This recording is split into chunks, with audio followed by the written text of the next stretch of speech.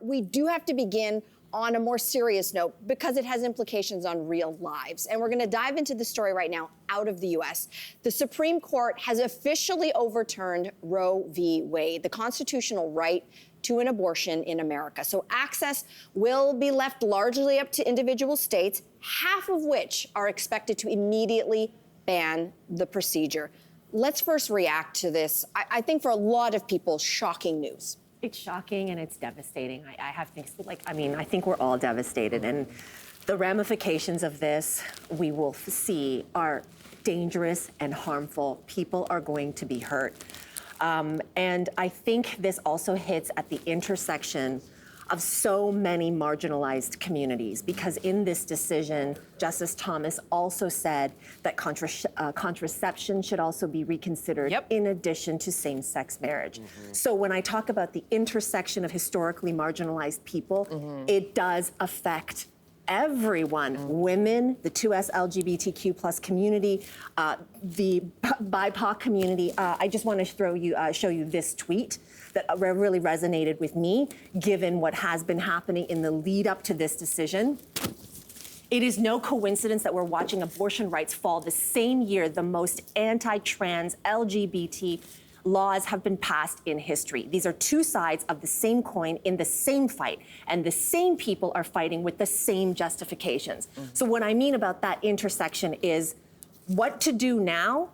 All of these people at this intersection, all of these groups, women, the LGBTQ plus community, BIPOC communities, this is all of us. And not just in the US, but here too. Because human rights are reproductive rights. It doesn't stop at any borders. I always say, and I say this because I know you're living in the States a long time. I know you do a lot of work in the States, Brooklyn, and I always say, when America sneezes, Canada catches a cold. So you live there, you're married there. What does this mean? It's devastating. I mean, I obviously believe in a woman's right to choose. I think by making abortions illegal, it makes them less safe as well.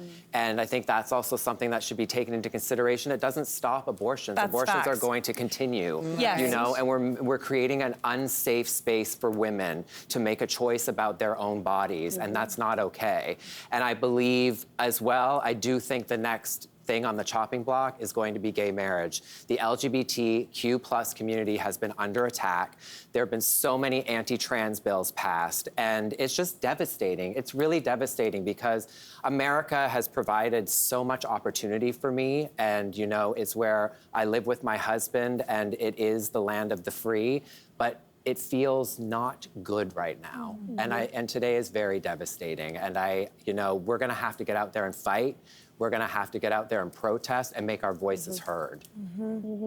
I mean, I flash back, I took a sex education certificate course at the University of Michigan, and I was there right when Trump was won as president. And I remember, because it was such a diverse group, there were some conservatives there, but mostly it was people who were queer identified. They were doctors, they were therapists, but they were definitely more left-leaning. And the devastation in the room was about this. It was about, you think that this means nothing, and it means everything. And there were people who were crying, and there were people who were like, could see into the future. And I am this eternal optimist. I was like, no, I had this kind of like, I mean, it can't be. But I'm sitting here today, and I shouldn't feel shocked. Right. There has been the whispers of this. And I mean, the thing that I keep coming back to time and time again is what you said, is that just getting rid of abortion rights doesn't mean there's going to be less abortions. We know this. It just means that more women will be harmed when they try to seek them out. And so if you care about women's rights, it doesn't matter where you stand on the abortion issue. You can be against abortion, but if you care about women, and if you actually care about children, you need to care about this issue. And it is a slippery slope. If we start letting this happen here in the US, I mean, it's happened. Don't think for a second that this can't happen in Canada. And I think that it's coming for this as well. And we all have to be really, really prepared. Very vigilant. Absolutely. It's some Handmaid's Tale stuff. It really is. And I don't understand why women are the most divine, powerful, strong creatures. I love them so much. I mean, I spend half my life pretending to be one. But like, I don't understand why we just can't leave women alone. Leave their bodies alone. These decisions should not be up to old men. Old men basing things off a book that was written thousands and thousands of years ago. Like, it's just mind-boggling, and it's all about control. It's all about power and control over women, and it just has to stop. We need more women in power, period. Amen to that. Yes, I mean, a agreed. lot of things have come to light for me in this is when you take a look at the American political system and having a one president who was a one-term president in Trump's case, and in those 4 years was able to appoint so many justices that will literally change the course of history and the future And are. for America for decades. I Yeah. mean, Roe v. Wade has stood for 50 years almost, and so there will literally be 2 to 3 generations at the very least who will now pay the price for the moves of one president. And that seems odd to me, that a Supreme Court can make decisions where the majority of Americans actually support abortion rights. So there is such a disconnect between sort of the older, whiter Supreme Court justices and what is actually the will of Americans. I don't know how that system works. It seems very broken to me. And the other part is the contradictory nature of the right to life and the right to kill. And when you look at gun laws versus abortion laws, Mike Pence this morning said, life won today. And I said, life won? You're letting everyone carry a gun. Yeah. How has life won?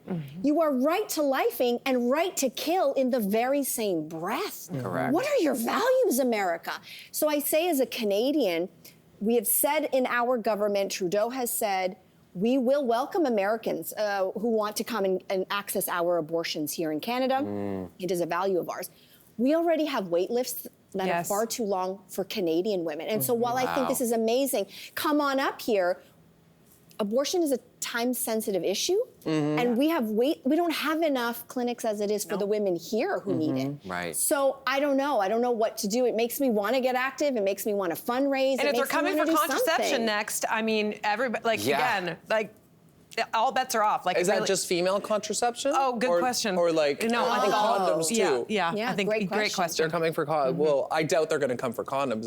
I bet it's just going to be female contraception. Yep. Honestly, I would not be That's the point. surprised. I mean, I think isn't Viagra like federally funded or something like that? I wouldn't be Probably. surprised. Yeah. So I bet it'll just be female contraception or the morning after pill. Yeah. And what have you. Yeah, and what next? Aren't you happy you bought a home here? Yes, I'm so happy about it. Thank you so much. Brad might be moving in. Yeah, Very- exactly. A spare I have bedroom. a bedroom for you.